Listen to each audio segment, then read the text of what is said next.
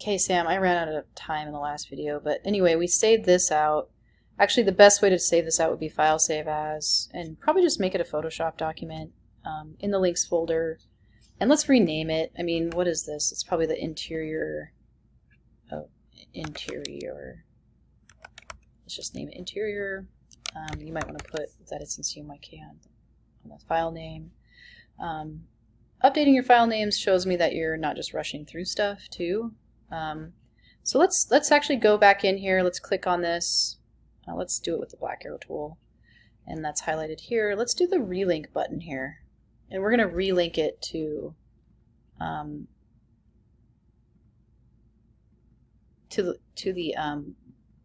the new one that we saved out, the interior CMYK PSD.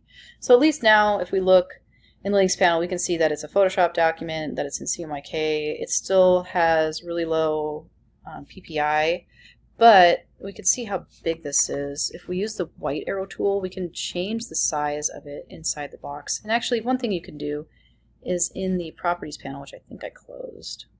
Let's just do a Command plus. Let's do window properties to open up the properties panel. There is a frame fitting option here, so maybe I want to fit it to the frame a little bit more. Looks like okay, so this one is, if we hover over it, it should tell us what it is.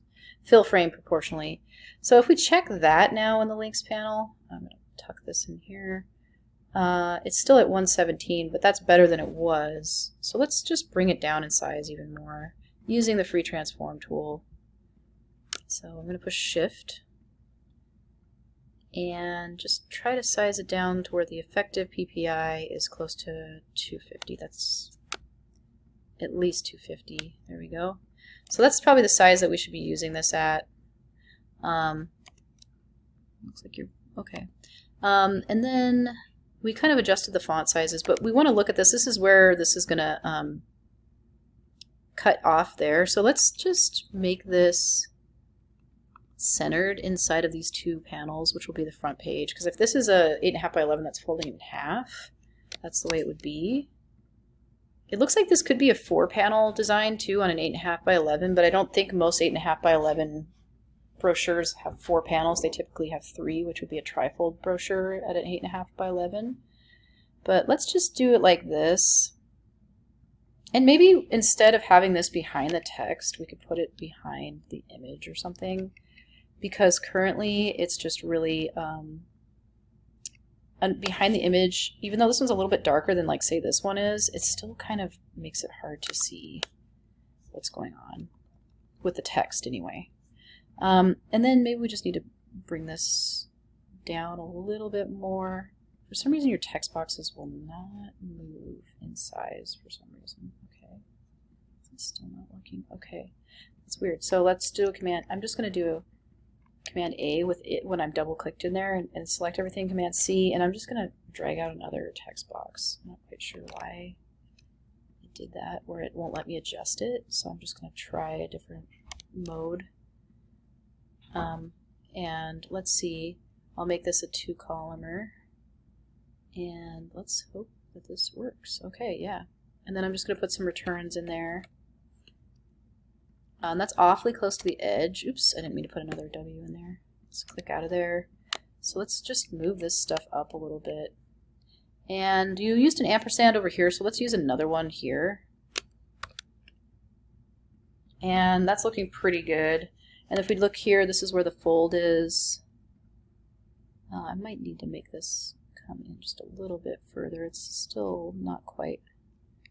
I'll have to make it a little bit bigger and probably move it up a little bit more, but something like that, and then this should probably line up with the edge. Okay, so yeah, that's looking pretty good. There's some little lonely things here. Let's do Command A, go to Properties, uncheck hyphenate. We do not want hyphenate on any of these body text boxes. And let's add the, let's just bring this, like have this have the same space here and here as, definitely you want to keep that consistent. And this color of this shape in the background here is fine, but we might want to move it down here. And then let's look at this image too, because it's probably not, if you look in our links panel, it's an RGB. So if we do a control click, edit with, Photoshop, we can do image, mode, CMYK color, and then Command S. And let's just save it as a Photoshop document, and let's look at like products.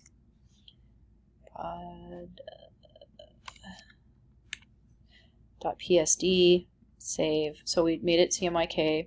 We can also do a Command L on this and like, you know, really make it look nice, which we can change the darks, the lights, you know, maybe it's kind of a dark photo, so we don't really want it to pop a little bit more. Might as well do a Command L on stuff while we have it in there.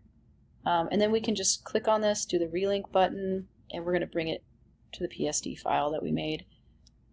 And let's look at the PPI on this. The effective is actually not too bad. It's not quite 250. This one has an X through it, but the biggest number should be around 250. So we'll just have to, let's just size it down just a little bit, and we'll get down to basically 250 by 250, which is not too bad. And maybe I'll have this, if I double click here, I can shrink the frame to the actual image so that the bounding box matches the image size. Make sure that these things lining up decently. Is all of this lining up? Okay, yeah, it is. So maybe something a little bit more like that. This color might need to be darkened, much like we did before. You know, I mean, you might want some contrast between these two colors.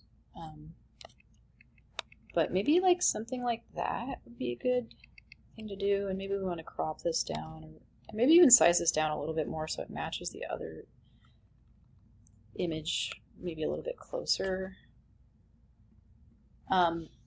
So something like that might be a little bit better. At least all of your images would be in CMYK. I don't know if this one is. We didn't change this one, so we could control click on that, edit with Photoshop, save it, relink it using the relink button in InDesign.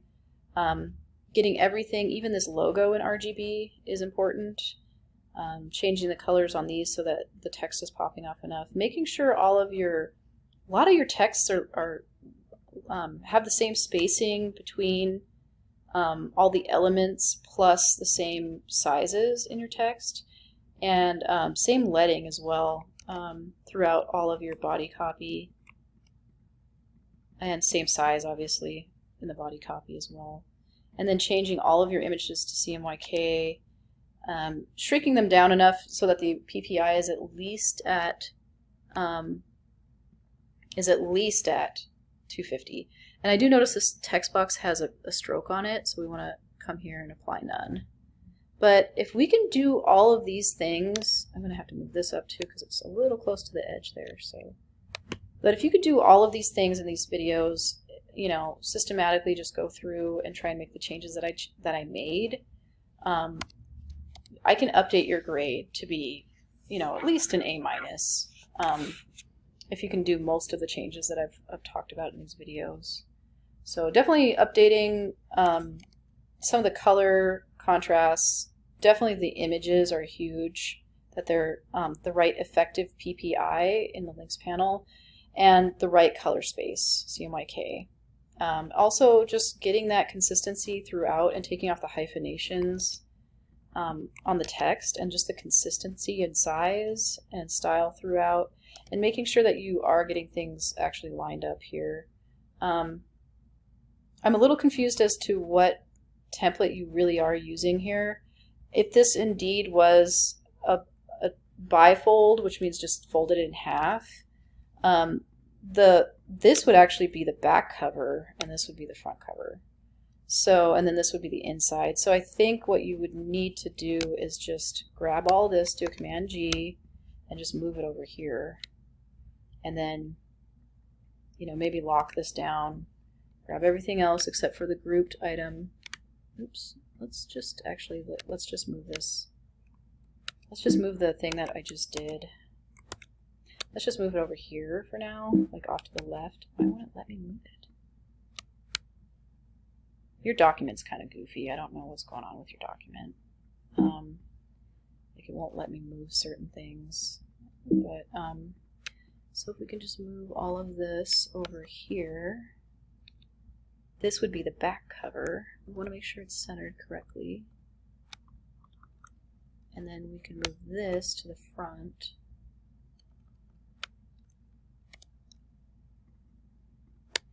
And that would actually be laid out correctly if you move these two things around.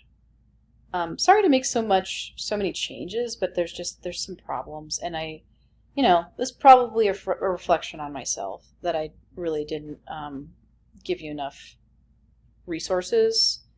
The fact that you are online, you're not there in class for me to like talk to and tell things to, so that's why I'm giving you extra opportunity to watch the videos and make some of the changes that I'm talking about so that I can update your grade.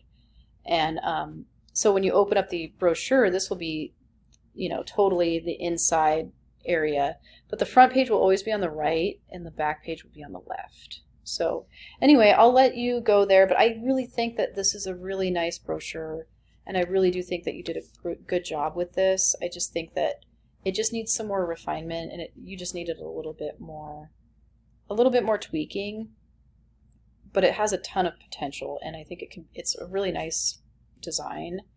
And so if you can follow along to the video, make these changes, do the best you can following along and making the changes, then I can update your grade to like an A at least, or an A-, depending on how many of the changes you do. Obviously, if you do all of the changes, then I can give you probably like a 95 or something.